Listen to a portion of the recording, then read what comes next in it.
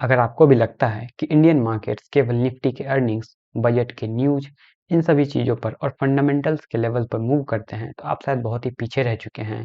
अगर आप fundamental levels को देख करके फंडामेंटल स्टॉक्स में इन्वेस्ट करते आए होंगे, फंडामेंटली गुड स्टॉक्स में इन्वेस्ट करते आए होंगे, तो आपको रिटर्न तो आपको पता ही होगा कितना रिटर्न मिल चुका है। और यहाँ पे अगर आप ट्रेंड को फॉलो कर रहे होंगे, तो आप बहुत ही मोटा पैसा बना चुके होंगे ऑलरेडी।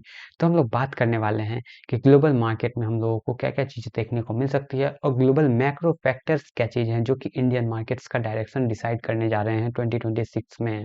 इंडियन मार्केट्स कैसे ही अलग नहीं हैं यूएस मार्केट से, सभी साथ में ही मूव करते हैं। मेजर फैक्टर होता है लिक्विडिटी, जो कि हम लोग आगे डिटेल में डिस्कस करने वाले हैं। और अगर ओवरव्यू दिया जाए तो ओवरव्यू है ये है इस वीडियो का कि ग्लोबल लिक्विडिटी पे बात होगी, यूएस पॉलिटिक्स पे बात होगा और एआई कैपिटल फ्लोज पे बात होने वाले हैं, इन्फ्लेशन डायनामिक्स पे बात होने वाले हैं, ना कि केवल फंडामेंटल्स पे। तो यहाँ पे हम लोग देखने वाले हैं कि ग्लोबल लिक्विडिटी ट्रम्प्स कैसे डिसाइड करता है, जिसकी वजह से यहाँ पे इंडियन कंपनीज के अर्निंग्स पे भी बहुत ही ज़्यादा इम्पैक्ट पड़ेगा, खास करके कि टेक्नोलॉजी सेक्टर में। और 2026 में यूएस का पॉलिसी किस तरह से फ्रेम होता है, ये भी हम लोगों को देखना है कि और इंडियन गवर्नमेंट का जो बजट आता है फरवरी में, ये भी हम लोगों को देखना है कि 5 मंथ में जो बजट आता है वो किस तरीके से इंडियन गवर्नमेंट डिसाइड करती है, जिससे कि एक बहुत ही बड़ा कैपिटल का मूवमेंट देखने को मिलेगा। काफ़ी हद तक आपको पता ही होगा कि पॉलिटिक्स का ही डायरेक्शन दिया जाता है कैपिटल फ्लो में। अगर पॉलिटिक्स देखा जाए तो पॉलिटिक्स के ही वजह से कैपिटल इनफ्लो आउटफ्लो सभी चीज़ डिसाइड होती है और कैपिटल का डायरेक्शन किधर होगा ये भी केवल और केवल पॉलिटिक्स के वजह से ही डिसाइड होता है। और जो भी स्मार्ट इन्वेस्टर्स, स्मार्ट ट्रेडर्स होते हैं, वो मैक्रो फैक्टर्स को कभी भी इग्नोर नहीं करते हैं। इसलिए आप लोगों ने देखा होगा कि बड़े-बड़े हेज फंड्स, बड़े-बड़े इंस्टीट्यूशनल इन्वेस्टर्स, ये सभी लोग मैक्रो फैक्टर्स पे काफ़ी ज़्यादा ध्यान देते हैं कि रेट क्या चल रहा है, बजट क्या आने वाला है, कैपिटल इनफ्लो किधर हो रहा है, कैपिटल आउटफ्लो किधर हो रहा है, सेक्टर रोटेशन कैसा हो रहा है। ये सभी चीज़ बहुत ही इंपॉर्टेंट हो जाता है। इवन कि आप ट्रेडर ही क्यों ना हो और आप इन्वेस्टर हैं, तो आपके लिए तो ये फर्स्ट ऑफ फर्स्ट प्रायोरिटी होना चाहिए। तो चलिए सबसे पहले हम लोग बात करने वाले हैं न्यू फेड चेयर और ग्लोबल लिक्विडिटी के बारे में। तो यहाँ पे देखेंगे कि फेडरल रिजर्व जो है यूएस के फेड, जैसे कि इंडिया में आरबीआई है वैसे वहाँ पे फेडरल रिजर्व है यूएस में, वो ग्लोबल लिक्विडिटी डिसाइड करता है। यानी कि एफआईआई इंडिया में कितना पैसा डालने वाले हैं, ये सब यूएस का फेडरल रिजर्व ही डिसाइड करता है, इंटरेस्ट को ऊपर और नीचे करके। और एफआईआई यूएस रेट को चेंज करते हैं, ना कि वो लोग केवल आईएनआर और यूएसडी देखते हैं।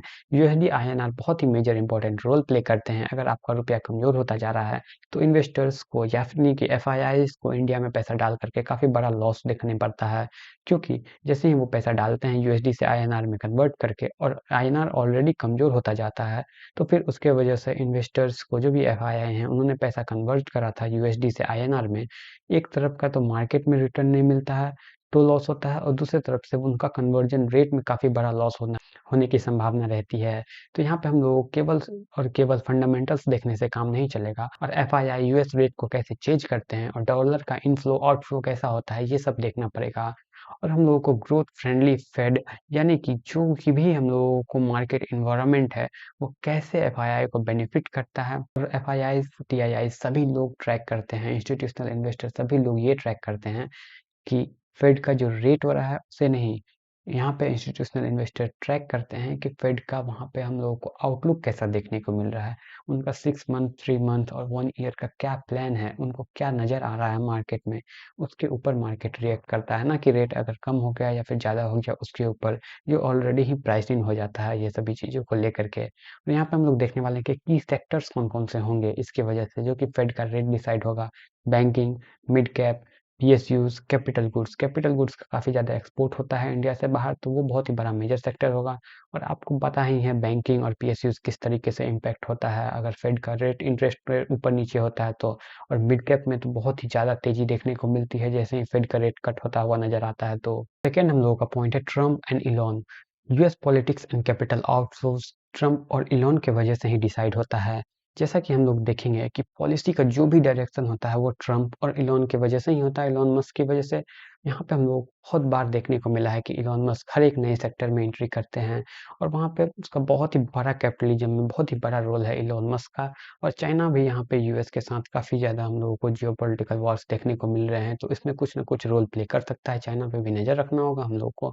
और मैन्युफैक्चरिंग आउटग्रो हो रहा है काफ़ी ज़्यादा इंडिया में, तो मैन्युफैक्चरिंग सेक्टर्स के स्टॉक्स में भी हम लोगों को बहुत ही अच्छा अपॉर्चुनिटी देखने को मिल सकता है आगे आने वाले कुछ ही महीनों के अंदर में। और इंडिया को कैसे फ़ायदा होगा, इंडिया को फ़ायदा होने वाला है डिफेंस सेक्टर में, इलेक्ट्रॉनिक सेक्टर में, इंफ्रास्ट्रक्चर में और केमिकल्स में। सबसे ज़्यादा इंडिया को फ़ायदा होने वाला है इंफ्रास्ट्रक्चर और केमिकल्स में। डिफेंस सेक्टर में भी होगा, लेकिन डिफेंस सेक्टर्स में कुछ गिने-चुने ही स्टॉक्स हैं। तो केमिकल सेक्टर्स और इंफ्रास्ट्रक्चर सेक्टर में बहुत ही बड़ा हम लोगों को पोटेंशियल देखने को मिल सकता है। और थर्ड हम लोगों को नज़र रखना है ऑल एआई आईपीओज पे, और यहाँ पे कैपिटल रोटेशन कैसा देखने को मिल रहा है। ये सभी चीज़ों को हम लोगों को बहुत ही गौर देना है, क्योंकि यहाँ पे अगर हम लोग अगर ट्रैक कर पाते हैं कि कैपिटल आउटफ्लो किधर हो रहा है, कैपिटल इनफ्लो किधर हो रहा है, तो इसमें बहुत ही बड़ा पैसा बनता है। क्योंकि जितने भी इंस्टीट्यूशनल इन्वेस्टर हैं, बड़े बड़े ट्रेडर्स और इन्वेस्टर्स होते हैं, वो लोग मार्केट के अर्ली फेज में ही इंटर करते हैं। और अगर हम लोग मैक्रो फैक्टर्स को ध्यान में रखते हुए अगर ट्रैक कर पाएँ कि कैपिटल आउटफ्लो और कैपिटल इनफ्लो किधर हो रहा है, तो हम लोग को बहुत ही बड़ा सेक्टर रोटेशन देखने को मिलेगा। उसमें हम लोग अर्ली फेज में ही एंट्री कर सकते हैं। बहुत बार आपने देखा होगा कोई स्टॉक 2 गुना, 5 गुना, 10 गुना ऐसे हो जाते हैं mid cap, small cap stocks. तो यहाँ पे हम लोगों को एक ही चीज़ काम करता है, कैपिटल रोटेशन। कैपिटल रोटेशन इसलिए हम लोगों को देखने को मिलता है क्योंकि बहुत सारे नए-नए सेक्टर्स आउटग्रो होने वाले होते हैं। बहुत सेक्टर्स कंट्रीज़ में ऐसे होते हैं कि जिनको बहुत पहले से दबा हुआ है वो सेक्टर, और आगे आने वाले समय में उसमें कोई फंड डाल रहा है। तो जैसे ही फंड जाता है उस सेक्टर में, तो वो सेक्टर बहुत ही अलग-अलग तरीके के कंपनीज़ आती है, उसमें आउटग्रो होती है, बिज़नेस डेवलप करती है, नई-नई टेक्नोलॉजी आती है। तो इसमें हम लोग को बहुत ही बड़ा पोटेंशियल देखने को मिल सकता है। बस हम लोगों को फाइंड आउट करना है कि कैपिटल किधर जा रहा है, इनफ्लो हो रहा है, उस सेक्टर में अर्ली एंट्री करने का ट्राई करना है। ना कि केवल एक स्पेसिफिक स्टॉक में आपको सेक्टर फाइंड आउट करना है। और एआई आईपीओ पे भी ध्यान रखना है। कई सारी कंपनियां ऐसी होंगी कि एआई के नाम पर बहुत बड़े-बड़े फंड्स लेने आएंगी। सब आईपीओ में आप लोगों को थोड़ा सा अलर्ट होकर के रहना है, तो वहां पे आप अपने कैपिटल प्रिजर्व भी कर पाएंगे। और नेक्स्ट है हमारा इन्फ्लेशन वर्सेस लेबर। यहाँ पे हम लोग देखने को मिल रहा है कि काफी ज्यादा इंडिया में भी इन्फ्लेशन बढ़ रहा है। हालांकि ये तो 3 महीनों से पिछले कंट्रोल में है, लेकिन पिछले कुछ 4 सालों से 3-4 सालों से बहुत ही बड़ा हम लोगों को इन्फ्लेशन में सर्ज देखने को मिला है। यहाँ पे वेजेज प्रेशर बढ़ रहा है, और यहाँ पे सर्विस सेक्टर में भी इन्फ्लेशन काफी ज्यादा बढ़ता हुआ नजर आ रहा है। आरबीआई का कहना है कि हम लोग रेट तो कट करें, लेकिन यहाँ पे इन्फ्लेशन कम नहीं हो रहा है। इसके वजह से रेट भी कट नहीं कर पा रहे हैं, क्योंकि जैसे ही रेट कट होता है उसकी वजह से मार्केट में लिक्विडिटी और ज्यादा बढ़ जाता है, और लिक्विडिटी बढ़ने की वजह से ही इन्फ्लेशन बढ़ जाता है। तो ये थोड़ा सा आरबीआई के लिए भी चैलेंजिंग हो रहा है, और सेम टू सेम फेड के लिए भी चैलेंजिंग हो रहा है। ट्रम्प बोल रहा है कि आप रेट कट करो फेड को, लेकिन वहाँ पे प्रेशर ये है कि इन्फ्लेशन भी बढ़ता जा रहा है। तो इन्फ्लेशन बढ़ने की वजह से फेड रेट कम नहीं कर रहा है, और ट्रम्प का प्रॉब्लम ये है कि उसको चाहिए कि रेट कम हो। और जैसे जैसे इन्फ्लेशन बढ़ता है, तो सबसे ज़्यादा मेजर फायदा हम लोगों को देखने को मिलता है एफएमसीजी में। क्योंकि इन्फ्लेशन बढ़ेगा तो एफएमसीजी का तो जो प्रोडक्ट है वो तो महंगे होंगे ही। एफएमसीजी सेक्टर के जो भी कंपनीज हैं, वो सब अपने प्रीमियम क्वालिटी के गुड्स भी मार्केट में बेच पाते हैं, प्रीमियम प्रोडक्ट बेचते हैं, जिसकी वजह से उनका प्रॉफिट मार्जिन ज़्यादा होता है। और नेक्स्ट है हमारा लिक्विडिटी प्लम्बिंग और repo rate, reverse repo rate.